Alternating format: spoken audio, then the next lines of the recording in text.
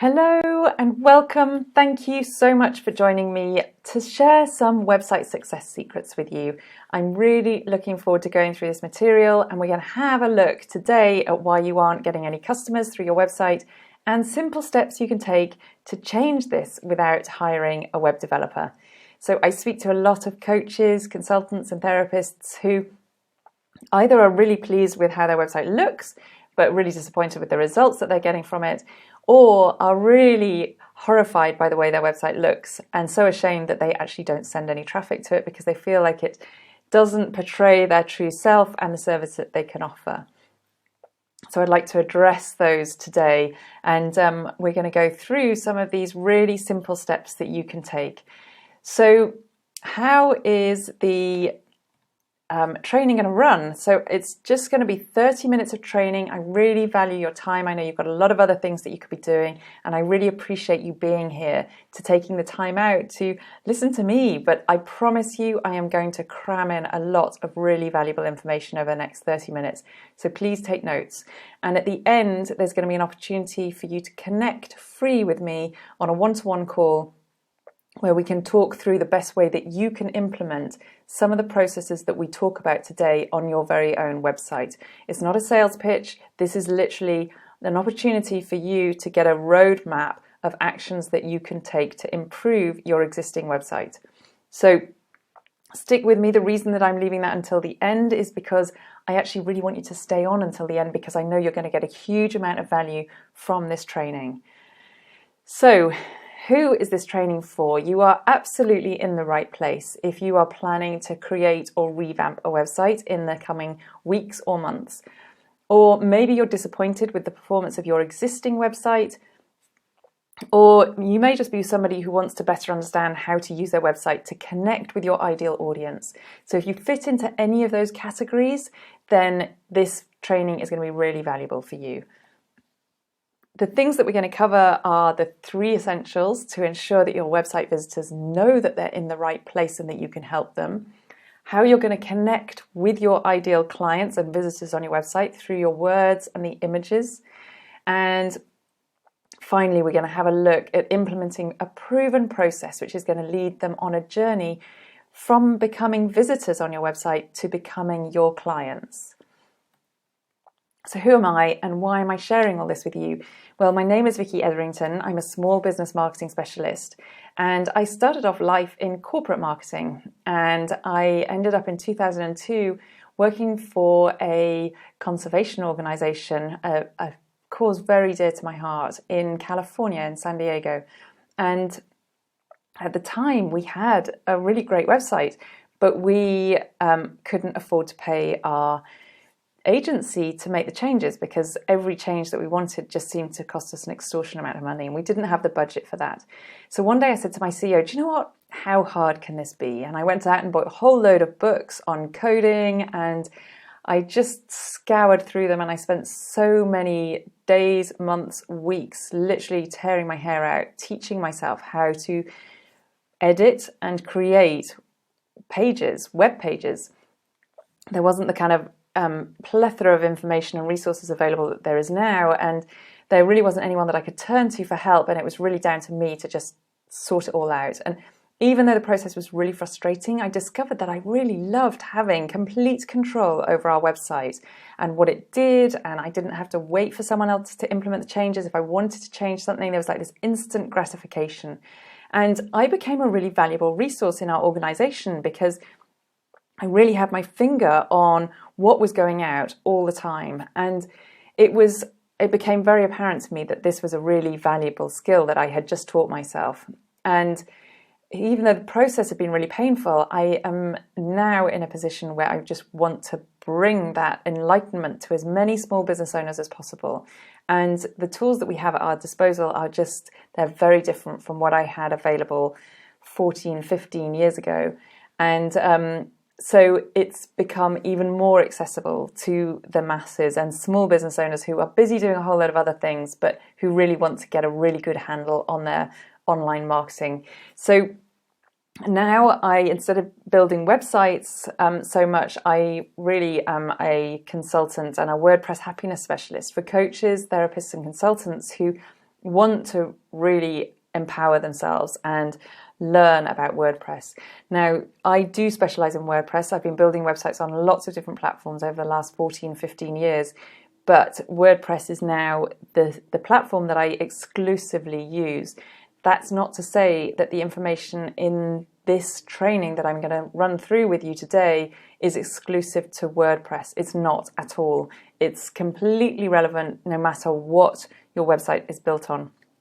So I definitely don't want to alienate anybody if they've got a basic static HTML website, or if you're using Wix or Weebly, whatever it might be. The principles that we talk about are generic and completely relevant to you as well. So let's just jump straight in with these 3 magic essential elements for your website success. Number 1, know your customers. It sounds so basic that so many people just say, well, you know, I've been in business for 20 years. I know who I'm working with. But this is an exercise that you should go through on a really regular basis, because without this information, you are shooting in the dark, and you need to narrow your niche. So the broader you are, the more people you might be hitting with your messages, but the less they're going to resonate with them.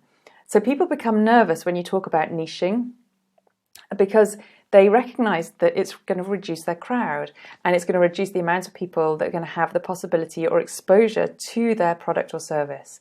But the reality is that, in fact, when you reduce your crowd, you become very much more specific and relevant to that specific pool of people. And so what you're doing is really connecting with them at a much stronger level and increasing the possibility of them recognizing that you can truly help them.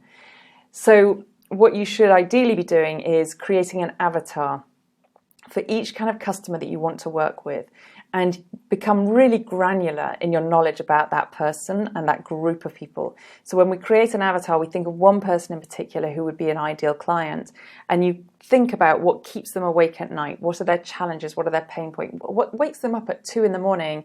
and gives them that grinding, stomach churning feeling of nerves and prevents them from going back to sleep? What language do they speak? And when I say this, I don't mean are they speaking English? I mean, do they speak in jargon, or is there a particular kind of lingo that they use? If they were speaking to their next door neighbour, what kind of language would they be using? And you should be using that language too. So if you're speaking to a neuroscientist, and he starts talking to you about neurons and all this kind of stuff, it's guaranteed to bring the shutters down. You're not going to understand it, because it's just not something that's within your realms of knowledge.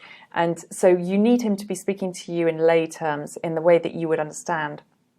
And your industry is no different. It doesn't matter what industry you're in, there will be terminology that is unique to you and that only you really understand. But you need to be speaking to your clients in a language that they understand, not the language that you're trading in with your suppliers and the other people in your industry. So a neuroscientist would have a very different conversation with a fellow neuroscientist than they would have with me, because they would recognize, hopefully, that I wasn't able to really follow their conversation if they're talking about, you know, the kind of things that they learnt in their PhDs. Think about where they hang out, and I don't mean Starbucks on a Sunday morning. I mean, what books are they reading? What are they looking at online? Do they have influencers? What magazines do they read? And what motivates and inspires them? You really need to think about, you know, what is their driving force? What are their values? And once you start to create this really strong, vivid picture of this person that's your potential client, and you start driving all of your messages on your website and on your flyers and in your networking to this one person, your marketing becomes so much easier. And this is relevant not only on your website, it's relevant throughout all of your marketing communications. So, you know, whether it is flyers that you're writing, or whether it is emails, or on your website, or your networking elevator speech, or whatever it is, if you are really clear on your audience and who you're wanting to resonate with, then everything else just slots into place and becomes so much more easy. It's just you are in flow and you are communicating in a way that resonates with your customers. So a real life example of this is if you're a fitness instructor or a fitness coach, that you could probably help a huge spectrum of people. And on that spectrum, you might have Jane, who's just had a baby and she hasn't really done a lot of exercise for a year, maybe a year and a half. she's out of shape, her clothes don't fit, and she wants to start building up gradually and starting to get back to her general fitness where she could easily run 5Ks without feeling like it was a massive mission. Susan, on the other hand, probably runs 8Ks 4 times a week, and she now wants to build up to her first half marathon. So these are two very different audiences. So their ambitions are similar because they both want to get fit and they both have ambitions. So Jane wants to fit back into her size 10 jeans. Susan wants to do her first half marathon. But in fact, the messages that you need to use for both of these audiences are very different. And if you're using the same messaging, then Jane is going to think that you're speaking to wannabe athletes, and Susan is going to think that you're speaking to stay-at-home mums who want to just, build up to doing 5Ks or 10K walks. They're just, neither of them are going to recognize that you can work with them and that you can help them because you're too generalist. You're generalizing and it's just not resonating with either of them. So this is where you need to become specific and you need to make a decision. Are you going to work with the Janes or are you going to work with the Susans? Now, they don't actually need to be exclusive, but what does need to happen is you need to be specific. And so, for example, you could have a website which has what I almost call a gateway. At the beginning, you could be saying, do you exercise more than twice a week? If they click on no, then they go to a page which is specifically for Jane. If they click yes, then they take them to a page that's specifically for Susan. And so you can filter them off and segment them in that way. But my recommendation would be if you're starting out, just focus on one of these. And so if you're starting out or if you're struggling to gain traction with clients and you don't already have much of an existing client base, then become very specific and deal with one of these groups of people and then move on. And I can absolutely guarantee you will see a huge shift in the engagement you have if you really nail this. It's a very, very powerful marketing technique, and it's the foundations of all good marketing is relevancy and specificity. It's a word I can't say. But the number 2 thing now, once you've nailed your customer audience, is clarity. So this again sounds like it's really basic. What do you do? Well, most people just go, well, of course I know what I do, but you need to craft a really clear, simple tagline. You avoid being cryptic or clever or poetic, because if people don't understand what it is that you can offer them, then they'll just move on. And it's not that people, it really is the case that people don't necessarily buy the best products or services. They usually buy the ones that they understand the fastest. And it's not because they're stupid, it's just because they have so many other messages and they have so much else going on in their head that they don't have the capacity to process what it is that you're trying to say if you haven't said it really clearly. So we're all the same. If something doesn't connect with us, then you just move on. And that's where you just completely lose those people. You may have paid a lot of money to get people onto your website, either through search engine optimization or through paid advertising. But if you're not connecting with them once they arrive because they don't understand what it is that you do, then you're losing them, and that's a leaky bucket. So when you're looking at your messaging, I have something, it's a little bit of silliness, but it's called the moo test. And basically, you need to be able to tell me in the time it would take a cow to moo what it is that you do. So honestly, have someone standing in the background going moo and see if you can do your elevator pitch within that amount of time. And it's difficult to do. It's really, really difficult to do. So you need to make sure that you're breaking it down into really clear, concise chunks. And so if you meet somebody and they have no idea who you are, then as soon as you deliver this line of your messaging, your tagline, then they understand, and it literally in a flash, they get it. It's like, okay, I understand what it is you offer. I understand how it's going to improve my life, and now where do I get it? It's literally that straightforward. That is all your messaging needs to do. It needs to tell someone what it is that they can get from you, how it will improve their life in terms of the transformation that they'll expect from it, and where can they buy it. So a great tagline example is with a company called HelloFresh. I've got no affiliation to them at all, but I have a feeling that they went out there, did some really good avatar building, and they came away and said, okay, we get it. These people are really starved of time, but they want to eat good food and they want to make sure that it's home cooked food that they're putting on the table for their families every evening, and they don't want to do the same meal day in and day out. So how about this? We're going to make home cooking easy. Every week we're going to deliver recipes to your door with all the ingredients you need to cook delicious dinners. Simple. And that's it. That's their tagline. That says what it does. And I don't actually need to look any further through their website. If this is the kind of service I'm looking for, I get it in a heartbeat. This is it. This is what they do. It can deliver what I need. And then if I want to go into, well, is the food organic? Where's it sourced from? And how does the logistics work? Where do they leave the food? What if I'm out? All this kind of stuff. Then I can start digging around in their website and start to learn a little bit more about it. But the important thing is that they've got me with their tagline and they've got me with their really clear messaging. Now, something I want to draw your attention to is that this here is the very top of their website. It's what we call above the fold. So when you land on their website, before you have to scroll, this is the message that you see. That's above the fold, and that's where you want to have your most prominent message, and it's where you want to include your tagline. So don't make sure that you don't have one of those, really pretty sliders that, might visually look really great, but then someone has to scroll down to see your actual headline or your tagline, because you're really missing an opportunity of fantastic real estate on your website to capture their attention and let them know what it is that you do. So the third most important thing is to plan your visitor journey. And whenever I start a project with somebody, I'll always say to them, so what is the end outcome that you want from your website? What do you want it to provide for you?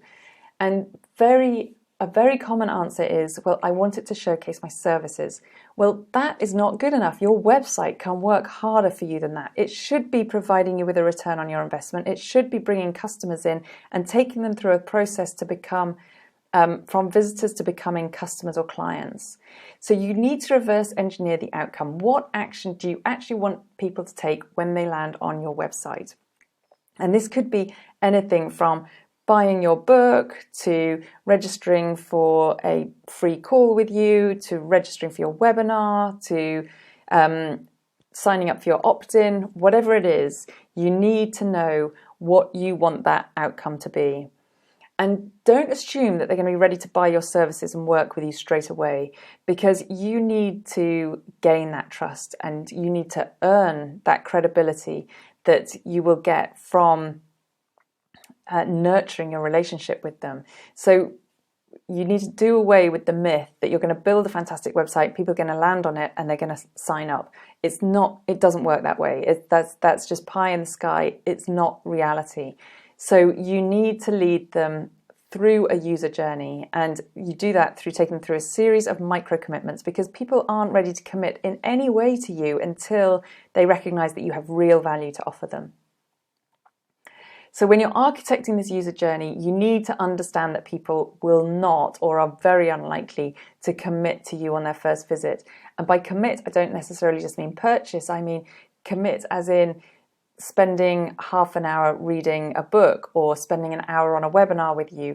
You need to recognize that commitment isn't only a financial one. So I recognize this is a big commitment for you to be spending half an hour with me and listening to me talk. There's a load of other things that I know you could be doing right now. It's valuable time. And for someone to make that commitment, you need to have offered them something really valuable in return, or something that they're really, really needing. And typically you will need about 7 to 9 touch points before anyone will make any kind of purchasing decision with you. And those touch points can include networking face-to-face with people. It might be paid ads that they see on Facebook or Google, or maybe print ads that they see.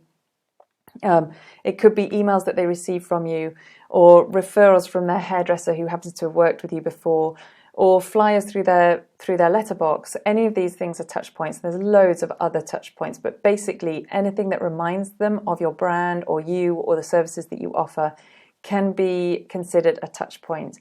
So if you think about those 7 to 9 touch points, it's going to help you start to architect this user journey to take them on the journey from becoming a visitor to becoming a customer. So I've just put together a diagram which illustrates this process a little bit better. So when they first arrive with us, we're taking them from a complete stranger to becoming a visitor on our website. And we might do that. We've attracted them in. Maybe they've seen a blog post that someone has shared, or maybe they've seen a social media post that we've put out there, or maybe they typed something into a search engine and they found us through search engine optimization. However they arrived, they've ended up as a visitor on our site. And so once they're a visitor, we then want to convert them so that they become a lead. Now notice we're not jumping straight over to customers. We've got no aspirations to take these visitors straight to customers because the likelihood of that happening is really small. So we want them to become a lead first, and this is where we'll nurture them. So the way we convert them on our site is through using forms. It could be a contact form, or maybe we could be offering them a free resource, which is like an opt-in for a free ebook. Or maybe we're offering them a free strategy session. So in any one of these circumstances, they have signed up in some form. They've contacted us, they've reached out in a way, and that has enabled us to then move them from becoming a visitor to becoming a lead. And at this point, we're in a privileged position with them where we have access to start nurturing our relationship with them. And from this lead, we then want to move them to becoming a customer. And this is where we close the sale, and we can do this either through the emails that we send them, or maybe on a webinar we might close a sale, or on a strategy call again. So a strategy call can fall into either of these categories. It could be a conversion technique to kind of bring them in, or it could be a closing technique to actually close the sale.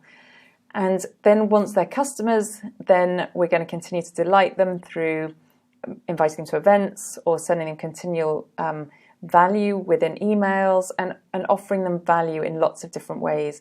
And when you do that, that's when they become ambassadors for your brand.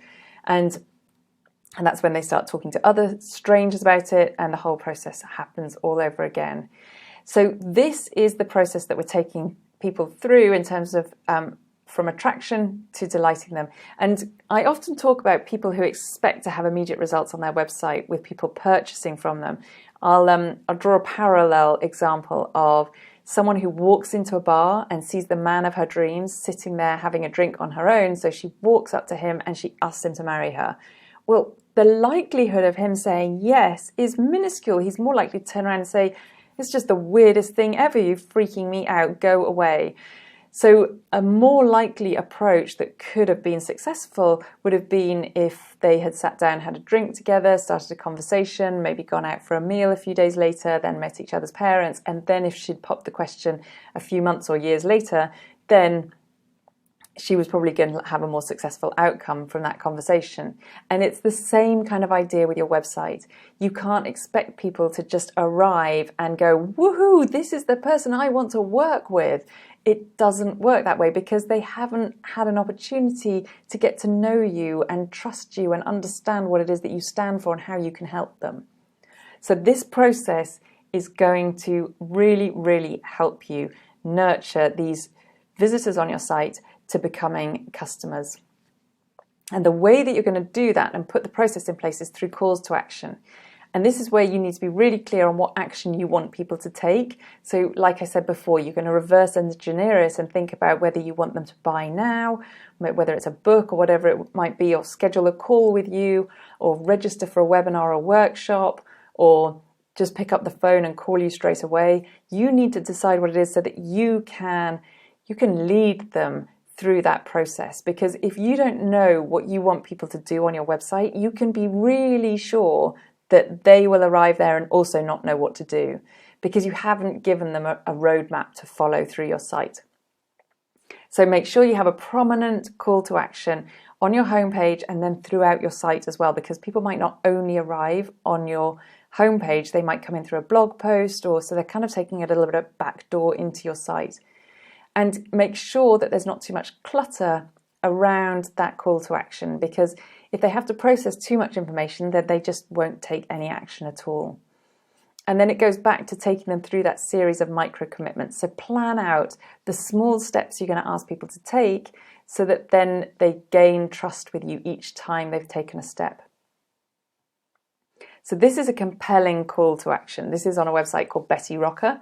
And again, no affiliation with her, But she has an opt-in, which is a 30-day body weight challenge, and she offers you the opportunity to transform your body in just 15 minutes a day. And the thing that I really like about this, apart from the fact that it's just very visually appealing, it has, it has some humor in there, but she addresses objections before anybody's even suggested them. So, someone might look at this and go, oh, but I don't have a yoga mat, or I don't have dumbbells, or I don't have time to go to the gym. Well, she says straight out, no equipment required. You just sign up now. And so this, I think, is just a very powerful call to action. I'm not suggesting that you are going to manage to pull something out of the bag that's this powerful, but at the same time, I want you to see a really strong example. Visually, it's very strong, and the wording is really great. It's very clear what it is that you're going to get out of it. So once someone has opted in through that call to action, then this is where you get the opportunity to build the trust, nurture the relationship. And you can do this through a process of automation. You don't need to necessarily picking up the phone and calling people. So don't feel alarmed that this is going to suddenly take up a whole load of your time. If you automate it through email sequences, then a lot of the legwork is done for you. And you don't need to feel that it's all about design, because trust me, honestly, I have seen some really ugly websites which are very effective, and it's all because they understand the process. So don't worry, if you have a website, this isn't necessarily about a full restructuring process. It's basically about tweaking and altering the messaging and planning your user journey. And it's something that you can implement on most contemporary or modern websites. So going back to that clarity on your audience, I can absolutely guarantee you, once you are clear on your audience, your marketing will become so much easier. So you'll start to understand what resources are useful to them, and it makes the whole process of building out this roadmap that you're wanting them to take much more straightforward, because you'll understand once they download one of those resources, then you can invite them to the next step, and you will intuitively know what that next step should be, because you are so tuned in to what your audience needs. So a typical user journey on a website, we went through the process, but I'm going to focus on what happens on your website, which is this pink area here.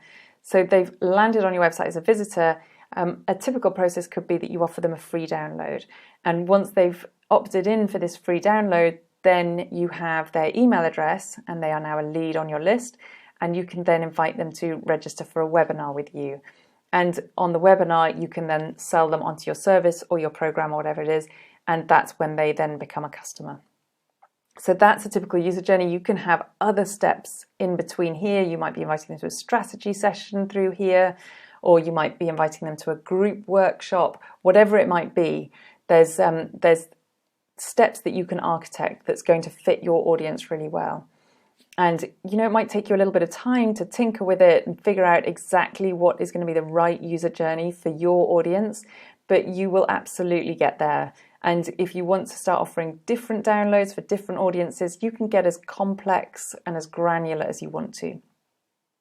But to start out, I would recommend that you just put one process in play to start with. And once you've done this, the impact that it's going to have on your business is really going to blow you away. This is a game changer. So if you don't have a process on your website yet, you honestly need one now. This is the absolute time to be building your business systems, and there's never been a better opportunity to take advantage of all the incredible resources that are available to us. And if your website is below par, you are leaving money on the table every single day. You need to plug that leak in your bucket. And so take a look at your website. If it's the only thing that you take away from today, go and take a look at your website and think, does this fit with my ideal client? Does this resonate? Do my messages work for them? And then start to think about the process that you could take them through. So I want you to imagine for a moment that you have a website that you love and that you are proud to send visitors to, and a website which acts as an extra person in your business, because an effective website with an effective process can absolutely do that for you. Imagine a website which connects and attracts your ideal clients, and which brings in leads day in and day out for you. It is honestly possible, and the likelihood is that it's possible on your website in its current format. You just need a process, and putting one in place will have a dramatic effect on the results you see through your website. And I don't say this to scaremonger you, but neglecting to do it is literally costing you money. So put aside everything else and just do yourself the favor of spending an hour or 2 hours focusing on your website, because you won't regret it. So as an opportunity to you and my gift to you, I would love to offer you the opportunity to apply for a free 30-minute one-to-one website jumpstart session with me. And within that 30 minutes, we will have a look at your existing website, or we'll have a look at your plans for a new website if that's what you're planning, and we will pull together a customized roadmap that's going to take people through that process of becoming visitors on your site to becoming customers. And I am on a mission to empower 100 small business owners this year to understand how they can turn their fortunes around by implementing a process on their website. And I would love for you to be one of those people.